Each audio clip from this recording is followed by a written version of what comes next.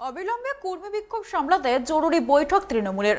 রবিবার থেকে গ্রেপ্তার হওয়া সদস্যদের নিঃশর্ত মুক্তির দাবিতে গ্রামে গ্রামে মোড়ে মোড়ে চলছে প্রতিবাদ মিছিল বিক্ষোভ। সামনে পঞ্চায়েত নির্বাচন, অশনি সংকেত দেখছে শাসক দলের সুপ্রিমোর কড়া নির্দেশ, অবিলম্বে প্রশমিত করতে হবে কর্মী বিক্ষোভ। তাই মঙ্গলবার পুরুলিয়া জেলা পরিষদের সভাগৃহে তৃণমূলের জরুরি বৈঠক হলো সভাধিপতির উপস্থিতিতে।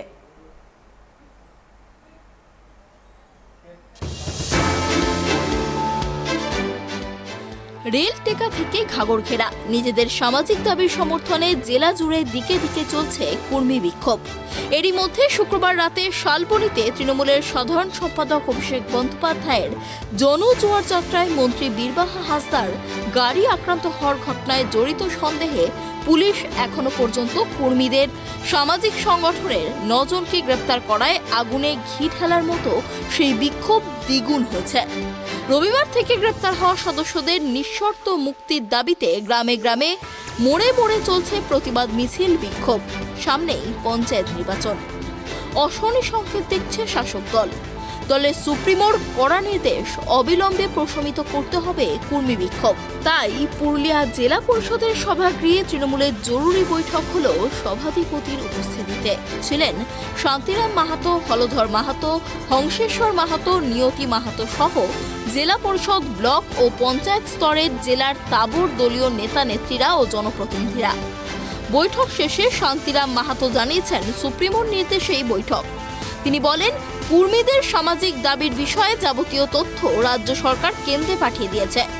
কেন্দ্রীয় সরকার ইচ্ছাকৃতভাবে বিভিন্ন অজুহাতে কর্মী সমস্যা জিয়ে রাখতে চাইছে এ রাজ্যে। আগামী দিনে জেলার সমস্ত প্রান্তের মানুষকে সেই সঠিক বিষয়টি বোঝাতে হবে। দলের নেতানেত্রী কর্মীদের মাধ্যমে সেই কাজ করতে নির্দেশ রাজ্য কমিটির। শান্তিবাবুর বক্তব্য, সেই বিষয়গুলি নিয়ে এদিনের বৈঠকে দলীয়ভাবে বিস্তারিত আলোচনা হয়েছে। এটার মধ্যে একটা সামাজিক আন্দোলন, সেই সামাজিক আন্দোলনটাকে রাজনৈতিক স্বার্থে ব্যবহার করা হচ্ছে, এইটা আমরা দেখতে পাচ্ছি। এই যে রাজনৈতিক স্বার্থে ব্যবহার করা হচ্ছে, এইটা যাতে করে কোনোভাবেই রাজনৈতিক স্বার্থে ব্যবহার করা না হয়, সেটা আমাদের দলীয় কর্মীদের আমরা সেইভাবে সচেতন করলাম যে দলীয় কর্মীদের কাছে একটাই বার্তা, আমাদের সরকার কিন্তু সহানুভূতির সঙ্গে যাতে করে এই যে আন্দোলন হচ্ছে আদিবাসী কর্মী সমাজের নামে বা বিভিন্ন কর্মী সমাজের যে সংগঠনগুলো আছে সেই সংগঠনগুলো নিয়ে যে আন্দোলন হচ্ছে যে আদিবাসী তালিকাভুক্ত করতে হবে, সেইটা রাজ্য সরকার এর ব্যাপারে সহানুভূতিশীল। রাজ্য সরকার সবসময় রাজ্য সরকারের সদিচ্ছা আছে, তিনি চেষ্টা করছেন এবং চেষ্টা তিনি বারবার করেছেন। 4 বার চিঠি পাঠিয়েছেন, আরও চিঠি পাঠানোর কথা বলেছেন, সেটাও বলেছেন, চিফ সেক্রেটারিকে বলেছেন যে নিশ্চয়ই আমরা সেটা দেখছি, পাঠানোর ব্যবস্থাও করছি। সেই বার্তাটা দেওয়ার জন্য আজকে আমরা মিটিংটা ডেকেছিলাম। কোথায় না, প্রচারের জন্য কোথাও খামতি থাকেনি, কিন্তু এটা বিভিন্ন যে সামাজিক সংগঠনগুলো আছে সেই সামাজিক সংগঠন। অন্যদিকে এদিনই নিজেদের জেলা কার্যালয়ে বৈঠক সেরেছে কর্মী সমাজও। বৈঠক শেষে বক্তব্য রাখতে গিয়ে সংগঠনের জেলার পদাধিকারী শশাঙ্ক মাহাতো সাংবাদিকদের প্রশ্নের জবাবে এদিন তৃণমূলকে কার্যত কাঠগড়ায় দাঁড় করিয়েছেন। তিনি পরিষ্কার জানিয়ে দেন, আটক কর্মী সংগঠনের সদস্যদের অবিলম্বে নিঃশর্ত মুক্তির দাবিতে তারা জেলার প্রতিটি থানায় বিক্ষোভ দেখানোর পাশাপাশি ডেপুটেশন দেওয়ার সিদ্ধান্ত নিয়েছেন। এমনকি আগামী 6 তারিখ পুলিশ সুপারের কার্যালয়ে অভিযান করা হবে বলেও জানিয়েছেন। এদিন সাংবাদিকদের প্রশ্নের উত্তরে শশাঙ্কবাবু পরিষ্কার জানিয়ে দেন, তারা কোনো রাজনৈতিক দলের পক্ষে বা বিপক্ষে কোনটাই নন। নিজেদের দাবি আদায়ে যখন যাদের বিরুদ্ধে আন্দোলনের প্রয়োজন হয়েছে তখন তাদের বিরুদ্ধে আন্দোলন করেছে কর্মী সমাজ।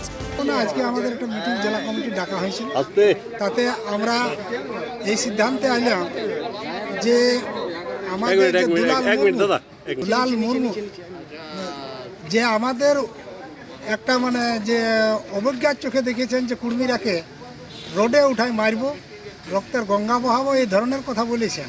তার প্রতিবাদে আর আমাদের এই যে আমাদের কর্মী সমাজের যে নেতৃত্বরা জেলে ঢোকানো হয়েছে, তারা যাতে নিঃশর্ত মুক্তি পায় তার প্রতিবাদে আমরা একটা 2 তারিখে প্রতিটি থানায় আমরা ডেপুটেশন দেব।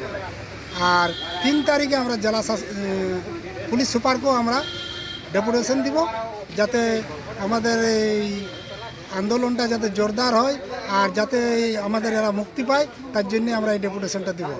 আর আমরা 6 তারিখ আসছে, 6 তারিখে আমরা একটা 4 জেলা বিশাল একটা জনসমাবেশ করব এইটার প্রতিবাদে। এটা ঝাড়গ্রাম।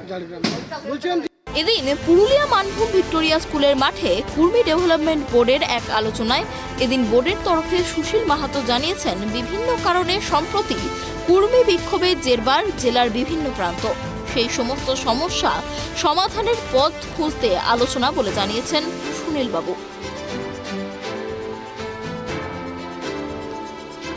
এবার কবে প্রশমিত হয় কুর্মী আন্দোলনের আঁচ, এখন সেটাই দেখার।